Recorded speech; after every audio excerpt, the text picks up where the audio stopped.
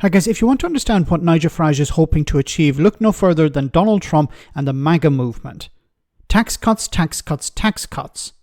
During his speech to the media, Farage talked about net zero, the two-child benefit cap for universal credit, although he misrepresented it, and a change to the income threshold where people start paying tax. If you listen carefully and look at some of his policies, it comes down to the old Thatcherite individualism and small government. Cut taxes for most people where the rich benefit to the greater extent. Here is one of his former advisors basically reinforcing that point. What he has seen is the damage that sort of untrammeled globalism has done to the communities and families of this country. And he has seen the impact of that. Now, nobody can accuse him of swinging to the left when it comes to immigration, when it comes to net zero, when it comes to diversity and inclusion, and that sort of agenda.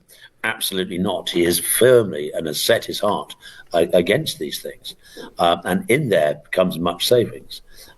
He sees us exporting jobs and importing virtue. And I would wonder, Patrick, if you would describe, say, Gary Smith of the GMB as going to the right when he talks about ending the net zero menace. I don't think you would. But personally, you talk about the two-child cap.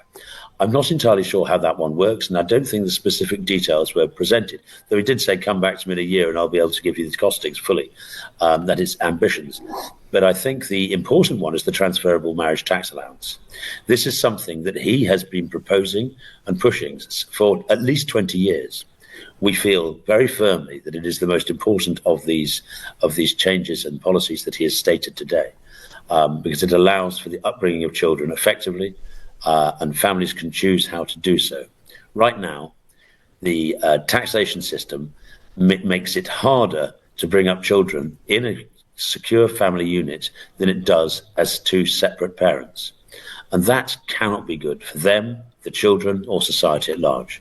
And I think this is something that is, as I say, I think it's far more important than the headlines of the winter fuel tax allowance and the two-child benefit. Okay, these people are arsonists.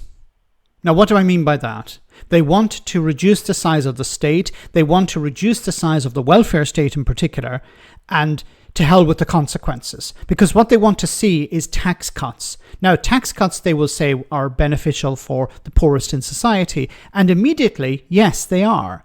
But the benefits are not, the focus of the benefits is not for the poorest in society. It's for the richest in society. Because a tax cut benefits the rich more than it does the poor. And it benefits them in two ways. First of all, they receive more of a cut. They receive more money in real terms.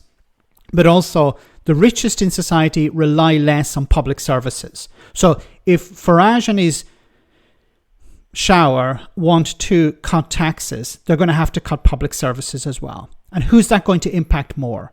The richest in society or the poorest in society? I keep saying Reform UK is a party of the rich for the rich. They don't care about the working class. They are willing to use the working class to convince them to vote for them, to get them into power so they can cut taxes for their friends and donors. That's what it's always been about.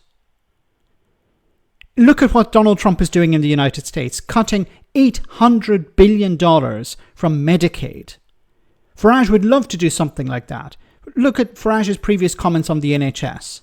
Even people who are close to him, maybe no longer members of the party, but they have hinted at, well, the UK needs to have an insurance-style system.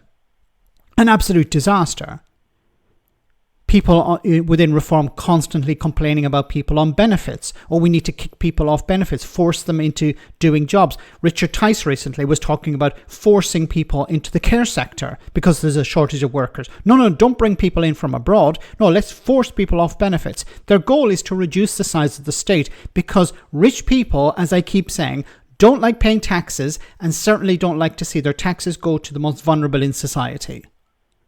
So Farage knows that he needs to, in order to cut these taxes for the richest in society, he needs to convince the poor to vote for him.